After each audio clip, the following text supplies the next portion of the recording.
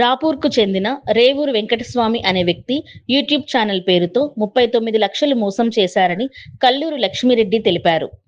స్రవంతి TV పేరుతో director 2గా upload చేసి కంపెనీలో 40% షేర్ వచ్చే విధంగా ఛానల్ చైర్మన్ కు తెలియకుండా లైసెన్స్ తీసుకొని ఇంకా డబ్బులు కావాలని కల్లూరు లక్ష్మిరెడ్డిని అడిగాడు. కంపెనీ రిజిస్ట్రేషన్ పేరుతో ఫోన్లో ఓటీపీలు వస్తాయని ఫోన్ తీసుకొని వేరే యాప్స్లో లోన్ తీసుకొని రికవరీ వాళ్ళు చెక్ బౌన్స్ వచ్చాయని ఫోన్ చేయగా వెంకటస్వామి చేసిన మోసాలు బయటపడడంతో కల్లూరు లక్ష్మిరెడ్డి కంపెనీ యొక్క బిల్లులు అడిగేసరికి ఏమి చేసుకుంటావో చేసుకో అన్నాడు. దీనిపై లక్ష్మిరెడ్డి సోమవారం గ్రీవెన్స్ లో ఎస్పీ గారికి కంప్లైంట్ ఇవ్వడం జరిగింది.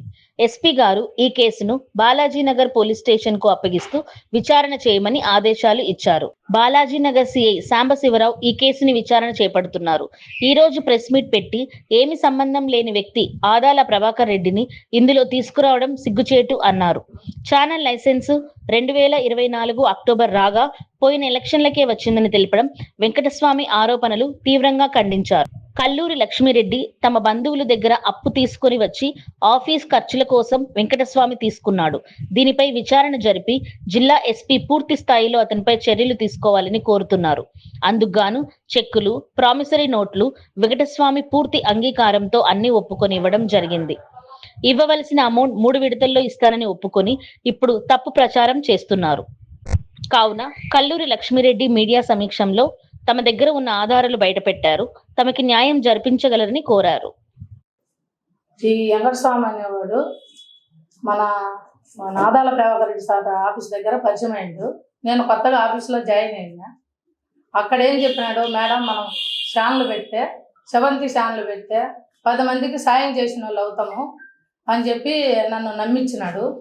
ఎవరిని కలవకుండా ఎవరికి చెప్పొద్దు మేడం, మనం సీక్రెట్గా పెడదామని చెప్పినాడు. నేను 39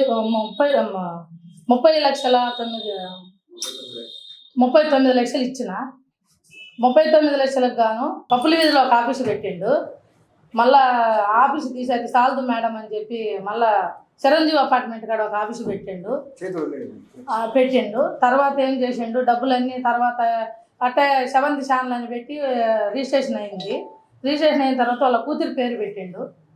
కల్లూరి లక్ష్మిరెడ్డి అని పెట్టకుండా కల్లూరి సెవెంత్ అని పెట్టిండు ఛానల్ పేరు. తర్వాత అక్కడ రిజిస్ట్రేషన్ వాళ్ళు డబ్బులు కట్టలేదు మేడం అని చెప్పి నాకు ఫోన్ చేసిండు. చైర్మన్గా నన్ను పెట్టిండు.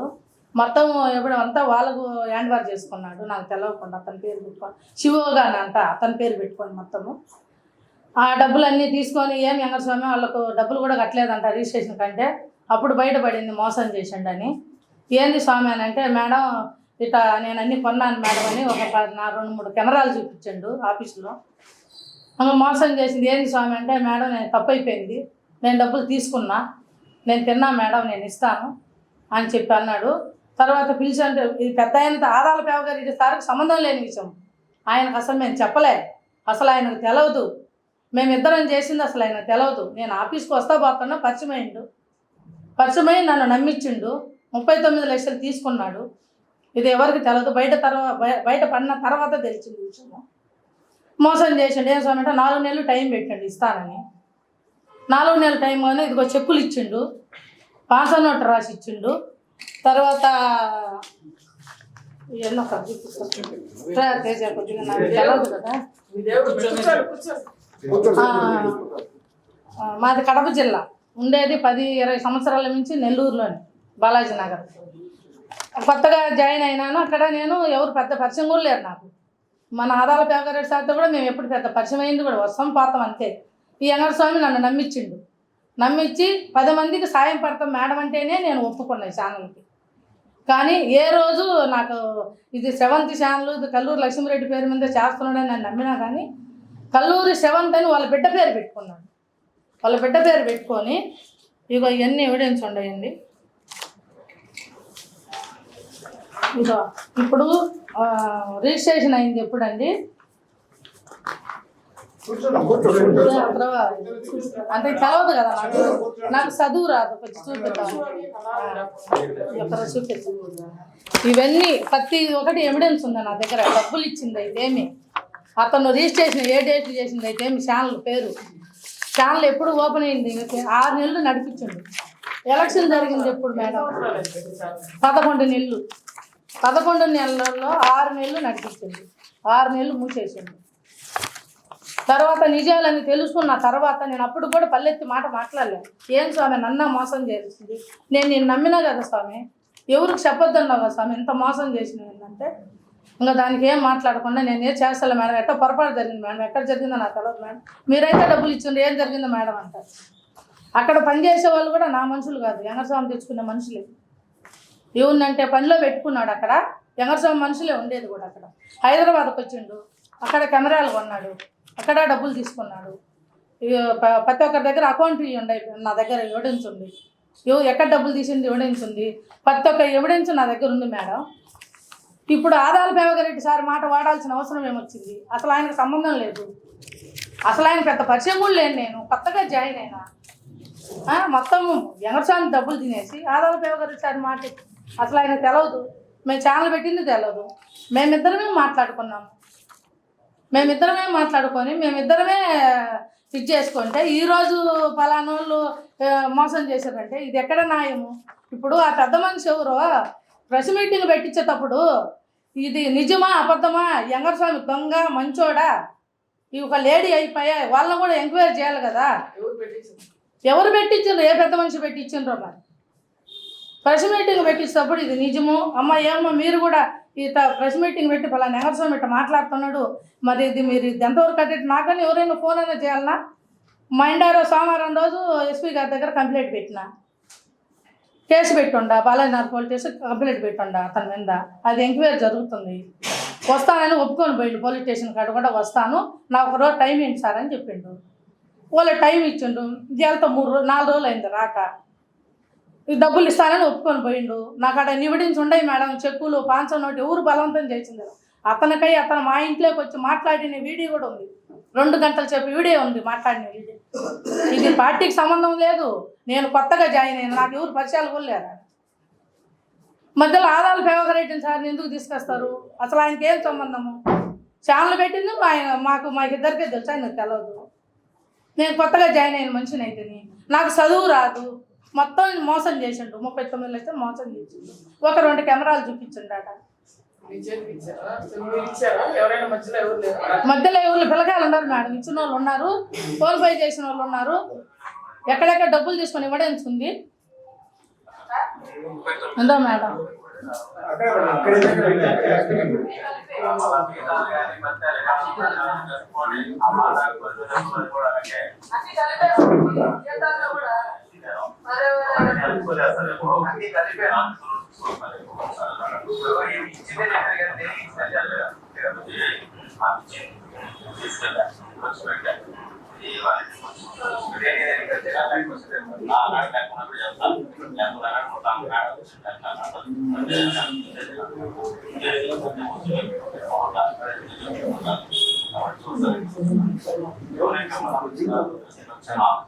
ఇది 2 గంటల సేపు ఉంది మేడం, వినలేము స్టోరీ. ఒప్పుకున్నాడు, రాసిచ్చాడు, ఎవరు బలవంతం చేయలే. అతను మోసం చేసిండు, అతను మనిషికి తెలుసు. తీసుకున్న ఎదవా తీసుకున్నప్పుడు మేడం అని ఒప్పుకున్నాడు. ఎవరు బయటకు రాని వాళ్ళ పెద్దవాళ్ళ గురించి వాళ్ళ మాట వాడడం ఎందుకు? కడుపులో మంట సార్ నాకు.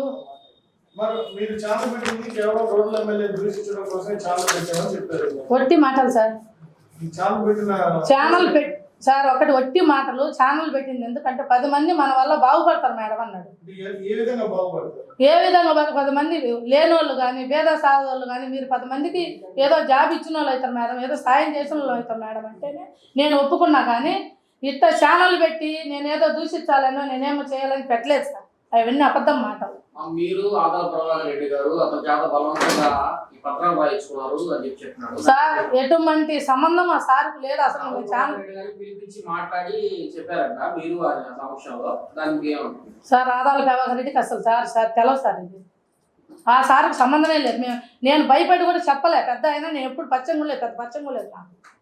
ఇంకా నన్నే ఏమన్నా అంటారేమని కూడా నేను అసలు ఎవరు చెప్పలేదు సార్. ఆయన సార్లు చెప్పలే. మోసం జరిగిందని చెప్పి నేను వీళ్ళ కాడికి పోయినా కానీ ఎవరు రంగారెడ్డి సార్ కాడికి పోయినాము. ఆ సార్ కూడా ఏం పిలిచి అడిగినాడు, ఏమంటే ఒప్పుకున్నాడు. సార్ మేడం ఇచ్చింది ఎంత ఇచ్చిందో నాకు తెలియదు, నేను తినేసిన అయిపోయింది సార్ అంటే ఇంక ఎట్లా చేద్దాంరా అంటే నాకు తెలియదు సార్, చదువు రాదు కదా. ఏదో దీంట్లో ఉందని చూడండి మొత్తం ఎప్పుడు ఛానల్ రిజిస్ట్రేషన్ అయింది నా పేరు మీద, వాళ్ళ కూతురు పేరు పెట్టుకున్నది, అతను మొత్తం ఎవిడెన్స్ అతను శివోగా పెట్టుకున్నాడు, మొత్తం రైట్స్ అంతా అతని పేరు మీద పెట్టుకున్నాడు, నాకు హ్యాండ్ ఓవర్ లేకుండా. అది బయటపడింది. ఏ ఒక అబద్ధం దీంట్లో లేదు, మొత్తం ప్రూఫ్లు నా దగ్గర ఉన్నాయి. 39 లక్షలు 39 ఫోన్ పేలు ఇచ్చినాం, చేతికి ఇచ్చున్నాం. ఫోన్ పేలు ఉన్నాయి, చేతికి ఇచ్చుండయి. ఒప్పుకొని ఎవరు బలవంతం చేయలేదు సార్, అతన్ని ఒప్పుకున్నాడు. నేను తీసుకున్నాను సార్. ఆ సార్ కూడా ఏం మాట్లాడలేదు. అరే వెంకటస్వామి నిజమా అబద్ధమా అని అడిగిండు. ఎవరు? రంగారెడ్డి సార్. సార్ ఇచ్చింది మేడం నిజమే, నేను రాసిస్తాను సార్, నాకు టైం కావాలా 4 నెలలు అన్నాడు. రాసిచ్చాడు. 500 నోట్లు చెప్పులు ఇచ్చాడు సార్. ఇప్పుడు ఒకటి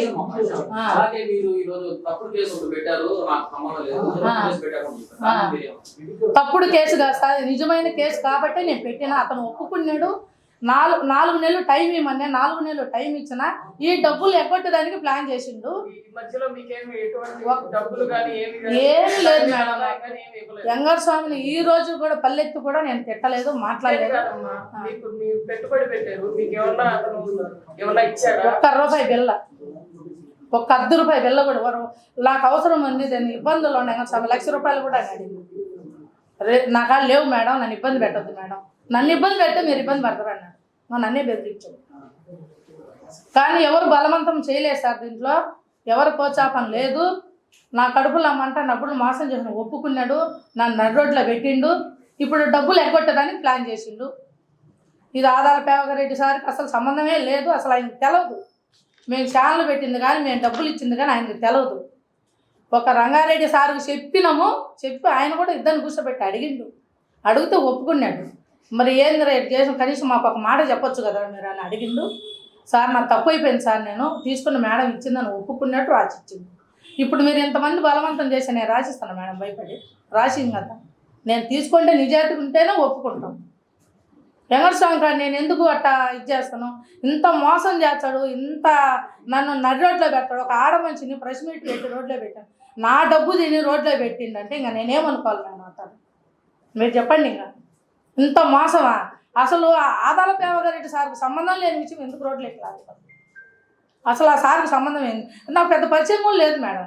ఆ సారు నేను కొత్తగా జాయిన్ అయినా. అక్కడ మనుషులు ఏంది, అక్కడ వాతావరణం ఏంది కూడా నాకు తెలియదు. నేను రావడం ఏందో పోవడం ఏంది అంతవరకే. ఏదో నాకేం చెప్పిండు మేడం, పొలం అమ్ముతుండా, నాకు టైం ఏంటి మేడం, 1 ఎకరం పొలం ఉంది, నేను అమ్ముతున్నా మేడం, నీకు డబ్బులు ఇస్తా. నిన్నటి వరకు కూడా పోలీస్ స్టేషన్ కాడ వచ్చినప్పుడు కూడా నేను కట్టాను సార్, నా కాడ కూడా లెక్క ఉంది సార్, నేను తెస్తాను అన్నాను. 20 లక్షలకు చెక్కులు ఇచ్చిండు. ముక్కు మొహం అంటే మేడం ఏమంటాడు? ముక్కు మొహం తెలవదంటే ఇప్పుడు అక్కడికి వచ్చిండు, అక్కడ పని చేస్తున్నాడు కదా, నమ్మకస్తుడు అయితేనే కదా సార్ వాళ్ళు పెట్టుకుంటారు అనే ఉద్దేశంతో నేను నమ్మి ఇచ్చిన. అది కాక ఛానల్ పేరు పెట్టి మోసం చేసి, ఒక ఛానల్ పెడితే 10 మందికి మనం ఉద్యోగం ఇచ్చిన వాళ్ళం అవుతాం, ఏదన్నా 10 మందికి సాయం చేసిన వాళ్ళం అవుతాం అనే ఉద్దేశంతో పెట్టినా. కానీ ఇంకా ఏ ఉద్దేశంతో ఛానల్ పెట్టలేదు. ఆఫీసులో పెట్టున్నాను మేడం. ఇదిగో ఈ అబ్బాయి కూడా అతని మనిషి. పెట్టుబడి వెంకటస్వామి ఒక్కనే నేను నమ్మిన. మేడం నీ సొంతం తమ్ముని మేడం, వాళ్ళ కూతుర్ని వాళ్ళ కొడుకుని ఏమని పరిచయం చేసిన? మీ మేనత్త. అరే అత్త, వాళ్ళ కొడుకు కూడా మా ఇంటికి వచ్చి వర్షంలో వస్తే 3 లక్షల డబ్బులు కెమెరా వాళ్ళకి కావాలి మేడం అంటే అప్పటికప్పుడు 3 లక్షల డబ్బులు ఇచ్చి పంపిస్తారు. కానీ ఇప్పుడు మీరు ఆ అబ్బాయి ఆయన దగ్గర పని చేస్తున్నప్పుడు 11 నెలలు అయింది సార్. 6 నెలలు నడిపించింది. 6 నెలలు మొత్తం ఏమో యూట్యూబ్లో ఏ వార్తలు పెడతా ఉన్నాయి, శ్రవంత వీడియోలు వస్తున్నాయి, రిజిస్ట్రేషన్ అయింది అంతే.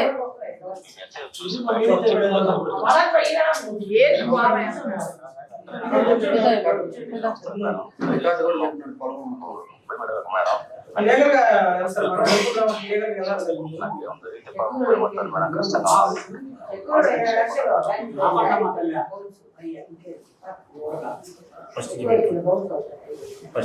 నన్ను ఇబ్బంది పెట్టగలమా? పొలం అమ్ముతున్నా మేడం, నేను ఇస్తాను. డబ్బులు ఇచ్చారు, ఛానల్ పెట్టారు, ఓకే. మధ్యలో రాజకీయాలు ఎందుకు వచ్చాయి? అదే కదా నేను అడిగేది సార్.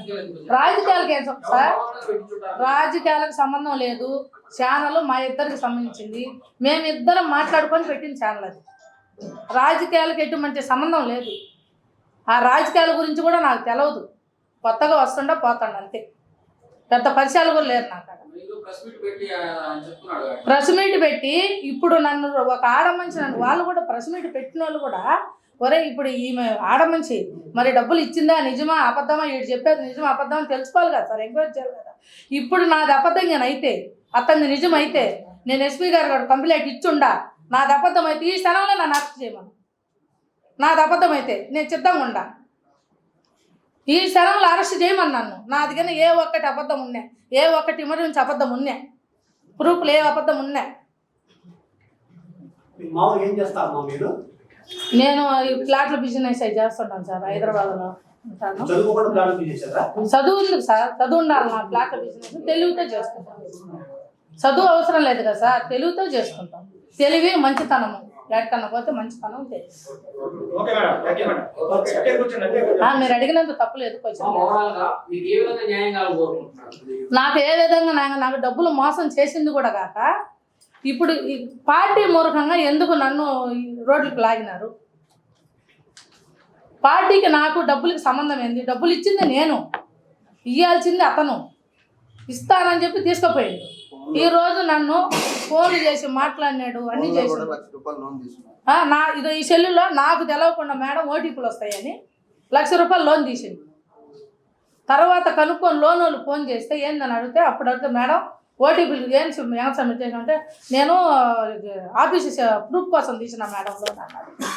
అది కూడా ఒప్పుకున్నాడు.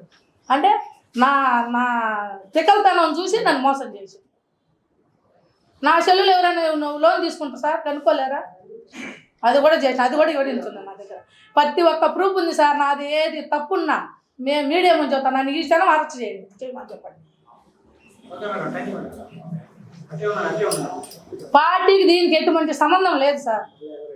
పార్టీకి ఎటువంటి సంబంధం లేదు. ఆదాల ప్రభాకర్ రెడ్డి కూడా నా పెద్ద పరిచయం కూడా లేదా సార్. వస్తుండా పోతున్నాం అంతవరకే. ఈ వెంకటస్వామి ఎవరిని కలవనీయకుండా ఈ ఎదవ నాశనం అయిపోతాడు. వాడు సర్వనాశనం అయిపోతాడు. నా మోసం చేస్తుంది వాడు బాగుపడ్డు. వాళ్ళ కొడుకు కూడా వచ్చిండు డబ్బులకి. వాళ్ళు సర్వనాశనం అయిపోతారు. ఈ పెద్దవాళ్ళని ఈ పార్టీ తన మన లాగొద్దు. పార్టీకి నాకు ఏ సంబంధం లేదు. నేను వస్తుండా పోతుండా. అంతకుమించి నాకేం ఆడమంచిని న్యాయం చేయాలనుకుంటే ఎవరైనా ముందుకు వచ్చి నాకు న్యాయం చేయండి. అంతేగాని నన్ను ఇట్లా నడి రోడ్లకి ఈడుస్తాం అనుకో, నేను ఏదో ఒకటి చేసుకొని ఏదో ఒక సూసైడ్ చేసుకొని చచ్చిపోవాల్సిందే సార్. అంతకుమించి నేనేం చేయలేదు.